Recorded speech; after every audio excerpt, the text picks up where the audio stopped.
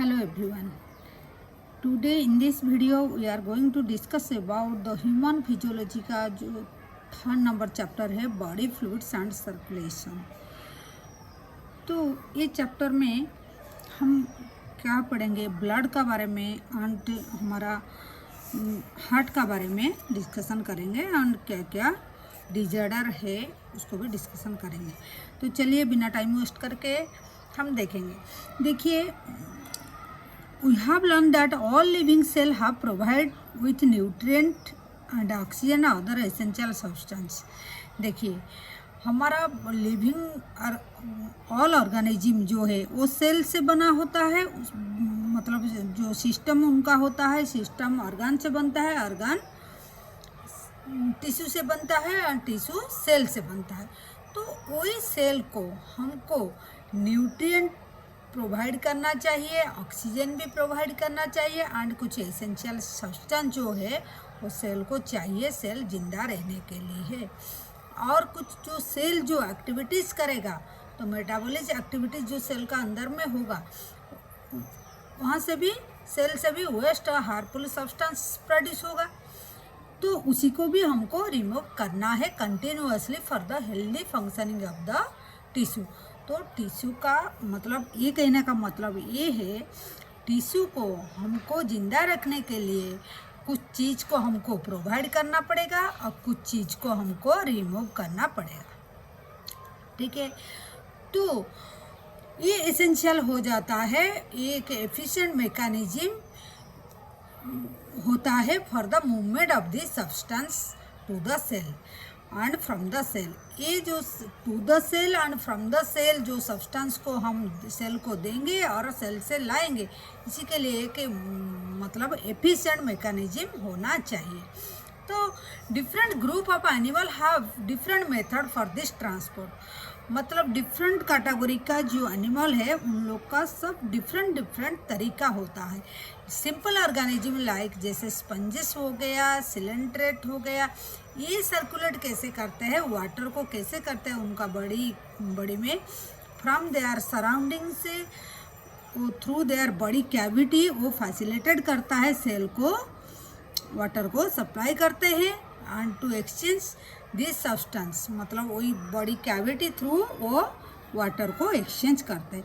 लेकिन more complex organism like जैसे हम लोग है, ह्यूमन बीइंग है, तो स्पेशल फ्लूइड रहता है। हम लोग एक यूज करते हैं, एक स्पेशल फ्लूइड यूज करते हैं for transport of such material को। तो वो मटेरियल क्या क्या है, एक तो ब्लड हो गया एंड दूसरा है lymph. Blood is the most common use body fluid. मतलब ब्लड क्या है, ये एक बॉडी फ्लूइड है जो कॉमनली यूज होता है।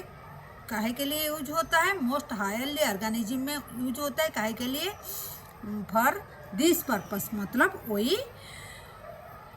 कुछ सब्सटेंस सेल को देने के लिए एंड सेल से कुछ अननेसेसरी चीज़ को निकालने के लिए ये ब्लड ट्रांसपोर्ट कराता है।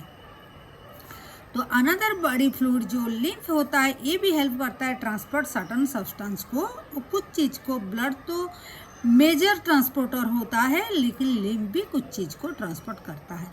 तो इन दिस चैप्टर हम क्या लर्न करेंगे, composition and properties of the blood को देखेंगे, फिर लिम्फ का भी देखेंगे and the mechanism of circulation, कैसे सर्कुलेशन होता है थ्रू द बॉडी, ये भी एक्सप्लेन करेंगे। तो चलिए देखते हैं ब्लड क्या है। तो ब्लड हम अभी देखें, ब्लड क्या है, एक फ्लूइड है। ठीक है, blood is a special connective tissue. तो ब्लड क्या है, ब्लड एक कनेक्टिव टिश्यू है।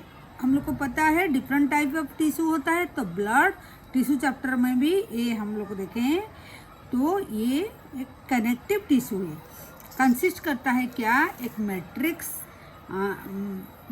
फ्लूइड मैट्रिक्स जो प्लाज्मा एंड फॉर्म एलिमेंट रहता है। तो क्या देखते हैं प्लाज्मा के बारे में क्या दिया है एनसीईआरटी ये लिखा है, प्लाज्मा स्ट्रॉ कलर होता है, viscous fluid constitute nearly 55% of the blood. मतलब एक ब्लड होगा, ये सपोज एक ट्यूब में अब ब्लड लेंगे, उसको क्लट कराएंगे, तो हमारा ब्लड में देखेंगे 55% प्लाज्मा ही होता है। और वही प्लाज्मा जो 55% प्लाज्मा होता है, उसी से फिर देखेंगे तो वही प्लाज्मा में 90 से 92% रहता है वाटर, एंड कुछ प्रोटीन भी रहता है जो 6 से 8% रहता है। और जो प्रोटीन जो रहता है 6 से 8% जो रहता है, तो what are the major protein रहता है, जैसे फाइब्रिनोजेन, ग्लोबुलिन एंड एल्बुमिन। ठीक है, देखिए फाइब्रिनोजेन क्या काम करता है। Fibrinogen are needed for the clotting और कोआगुलेशन ऑफ ब्लड। जब भी कोई इंजरी हो जाता है, ब्लड हमारा लॉस होता है, बाहर में निकल आता है बॉडी से, तो एट दैट टाइम फाइब्रिनोजेन क्या करता है, ब्लड को क्लट करा देता है, उसको हम कोआगुलेशन ऑफ ब्लड बोलते हैं। ठीक है, ग्लोबुलिन का क्या मेजर काम है, ये डिफेंस मैकेनिज्म में हेल्प करता है। बॉडी का जो डिफेंस मैकेनिज्म, उसको वो डिफेंस मैकेनिज्म प्रोवाइड करता है। एल्बुमिन क्या है, ये एक ऑस्मोटिक बैलेंस, मतलब वाटर बैलेंस जो बॉडी का है, उसको वो मेंटेन करता है। ठीक है, तो तीनों प्रोटीन का काम हो गया, fibrinogen, globulin and albumin. Then plasma also contain सब मिनरल, क्या क्या है, जैसे sodium, calcium, magnesium, bicarbonate, chloride. तो glucose, amino acid, lipid etcetera are also present in the plasma. Plasma में ये चीज़ भी, ग्लूकोज, अमीनो एसिड, लिपिड, ये भी प्रेजेंट होता है। ठीक है, फैक्टर फॉर द कोआगुलेशन और clotting of the blood also present in the plasma in an inactive form. मतलब जैसे हमारा कहीं कट नहीं हुआ, कि कोई वजह से ब्लीडिंग नहीं हो रहा है बॉडी से, तो जो क्लटिंग फैक्टर हमारा बॉडी में है, वो ऐसे इनएक्टिव फॉर्म में होता है। जब कोई इंजरी हो जाता है, देन ये एक्टिव होता है। प्लाज्मा विदाउट क्लटिंग फैक्टर, अगर प्लाज्मा से क्लटिंग फैक्टर को निकाल देंगे, हम उसको सीरम बोलेंगे। ठीक है, देन देखते हैं, ये हो गया हमारा, हम देखे थे ब्लड दो चीज़ से बनता है, एक प्लाज्मा है, एक फॉर्म एलिमेंट है। तो प्लाज्मा का बारे में देख लिए, प्लाज्मा भी तीनों प्रोटीन लेके बनता, मेजर प्रोटीन जो है तीनों बोल दिए हैं क्या क्या है, एंड मिनरल्स क्या क्या है, एंड ये ऐसे जैसे अमीनो एसिड, ग्लूकोज, ये भी लिपिड कंटेन करता है, एंड कोआगुलेशन फैक्टर भी कंटेन करता है। ठीक है, देन अभी देखते हैं फॉर्म एलिमेंट। फॉर्म एलिमेंट क्या है, देखिए फॉर्म एलिमेंट जैसे एरिथ्रोसाइट, ल्यूकोसाइट एंड प्लेटलेट, तीनों फॉर्म एलिमेंट है। तो एरिथ्रोसाइट का बारे में देखते हैं। एरिथ्रोसाइट तीनों form element, erythrocyte, leukocyte and platelet collectively call the form element. जो अभी हम बोले, तीनों को मिला के हम बोले हैं फॉर्म एलिमेंट। दे कंस्टिट्यूट 45%, क्योंकि 55% तो हमारा प्लाज्मा हो गया ब्लड का, और बचा जो 45% ये हो गया हमारा फॉर्म एलिमेंट। तो फॉर्म एलिमेंट में पहले देखते हैं एरिथ्रोसाइट। एरिथ्रोसाइट को हम क्या बोलते हैं, रेड ब्लड सेल, जिसको शॉर्ट में आरबीसी बोलते हैं। तो most abundant of all cell in the blood, blood में ये जो तीनों सेल होते हैं, फॉर्म एलिमेंट होते हैं, सबसे ये ज़्यादा अबंडेंट होता है, भरपूर रहता है। तो हेल्दी एडल्ट में ऑन एंड एवरेज कितना रहता है, 5 मिलियन से 5.5 मिलियन आरबीसी रहता है पर क्यूबिक मिलीमीटर। ठीक है, RBC are form in the red bone marrow. RBC कहाँ फॉर्म होता है, मतलब रेड बोन मैरो में फॉर्म होता है एडल्ट में। उससे आगे में जैसे हमारा कुछ रोल प्ले करता है, जैसे लिवर में होता है, कुछ हमारा यक साक में होता है, जब एम्ब्रायनिक स्टेज में। तो लेकिन हमको एनसीईआरटी दिया है एडल्ट में रेड बोन मैरो में होता है, मतलब हड्डियां का बीच में जो पोर्शन होता है, बोन मैरो प्रेजेंट होता है, उसी से बनता है। रेड बोन मैरो दोनों साइड, मतलब ऐसे जैसे ये हड्डियां का बीच में बोन मैरो हो गया, ये ऐसे ऊपर एंड नीचे का तरफ दोनों साइड में रेड बोन मैरो होता है। तो RBC are devoid to nucleus in most of the mammal, मतलब न्यूक्लियस प्रेजेंट नहीं होता है। तो एंड बाइकनकेव शेप होता है, बाइकनकेव शेप होता है and they are red colour iron containing complex protein called haemoglobin. वो ये iron containing complex protein carry करता है, उसको हीमोग्लोबिन बोलते हैं।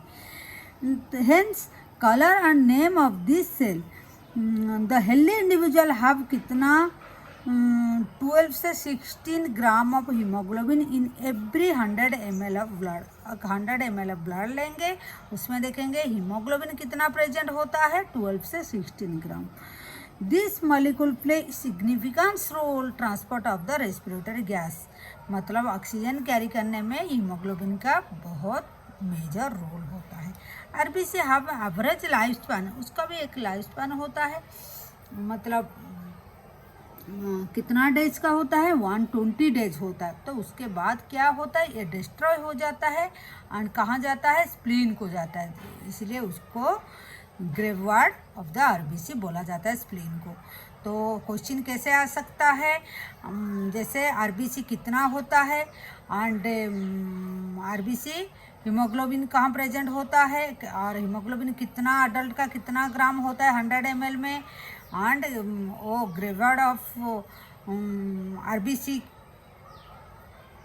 कौन होता है, स्प्लीन होता है। ठीक है।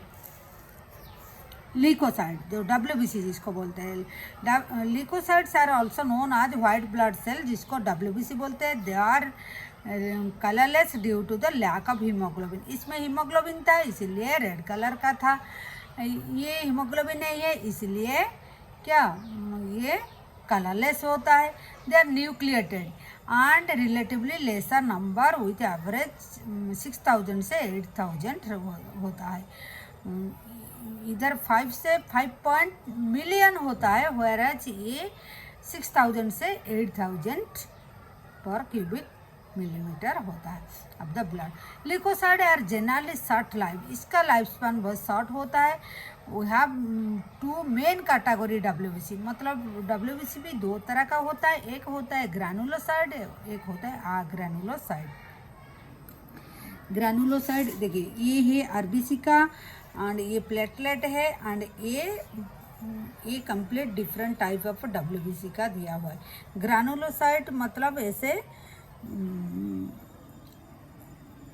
देखिए इसका बीच में ऐसे ग्रानुल जैसे प्रेजेंट होता है, ठीक है, उसको हम ग्रानुलोसाइड बोलेंगे। ठीक है। और जो ग्रानुल नहीं है, जिसका बीच अंदर में ग्रानुल नहीं है, वो अग्रैनुलोसाइड बोलेंगे। तो 2 तरह का डब्ल्यूबीसी हो गया, ग्रैनुलोसाइड्स एंड अग्रैनुलोसाइड्स। तो न्यूट्रोफिल, इसिनोफिल, बेसोफिल, ये तीनों न्यूट्रोफिल, एसिनोफिल एंड बेसोफिल, ये हो गया क्या आर डिफरेंट टाइप ऑफ ग्रैनुलोसाइड। तो न्यूट्रोफिल, इसिनोफिल, देखिए न्यूट्रोफिल, इसिनोफिल एंड बेसोफिल, ये तीनों हो गया ग्रैनुलोसाइड। ठीक है, ये तीनों हो गया ग्रैनुलोसाइड। एंड कहाँ गया, हाँ, वाइल लिम्फोसाइड एंड मोनोसाइड, देखिए ये मोनोसाइड एंड लिम्फोसाइड ये है, ये ग्रैनुलोसाइड हो गया। ठीक है, ये ग्रैनुलोसाइड हो गया।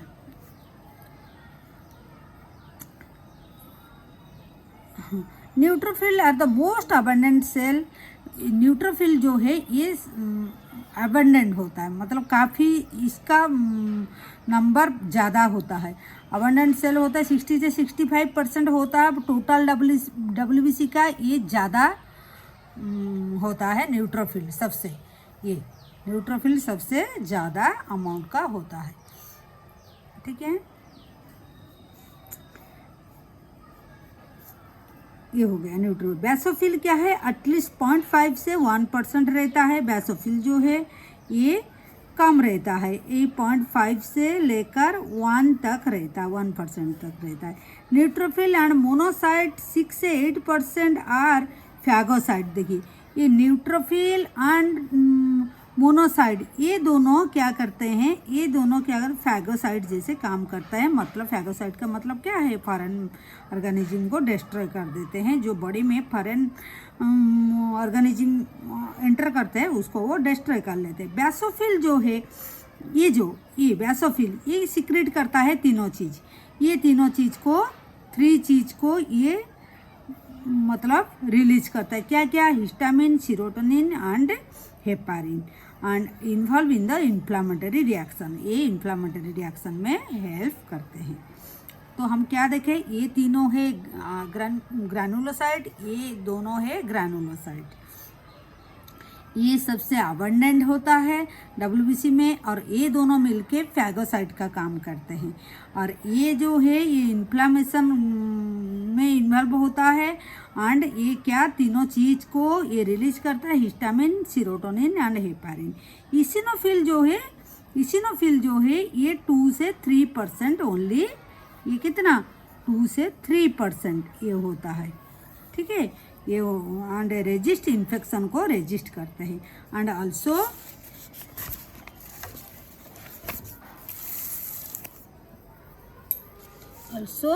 Associated with the allergic reaction में ये रोल प्ले करता है। लिम्फोसाइड 20 से 25% आर 2 मेजर टाइप। लिम्फोसाइड कितना होता है, 20 से 25%। लिम्फोसाइड का डायग्राम यहाँ देखिए, ये लिम्फोसाइड भी 2 तरह का होता है, T lymphocyte and B lymphocytes.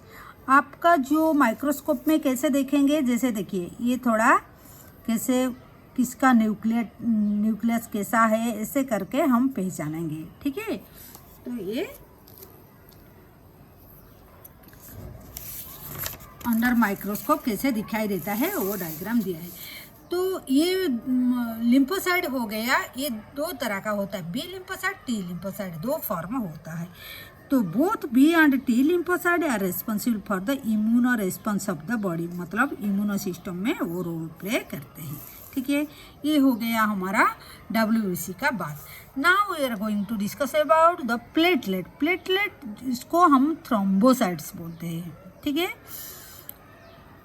Are cell fragment produce from the megakaryocytes, ये प्रोड्यूस होता है कहाँ, मेगाकैरियोसाइट से प्रोड्यूस होता है, एक स्पेशल से जो बोन मैरो में प्रेजेंट होता है। ये क्वेश्चन भी आ सकता है। तो प्लेटलेट को हम थ्रोम्बोसाइट बोलते हैं, वो कहाँ से प्रोड्यूस होता है, ये बोन मैरो में एक मेगाकैरियोसाइट से होता है, उसी से वो प्रोड्यूस होता है।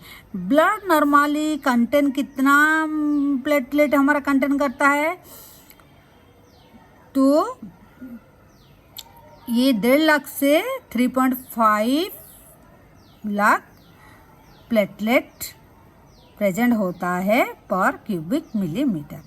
Platelet can release a variety of substance, most of which involve in the coagulation and clotting blood clotting का टाइप पे, और जिसको हम कोआगुलेशन बोलते हैं।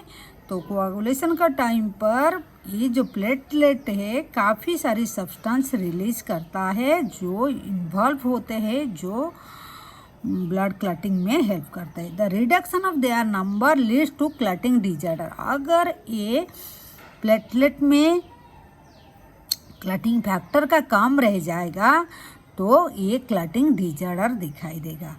तो क्लटिंग डिजॉर्डर अगर हो जाएगा तो क्लटिंग ठीक से नहीं होगा, तो excessive loss of blood body से हो जाएगा, ठीक है। तो ये था हमारा क्या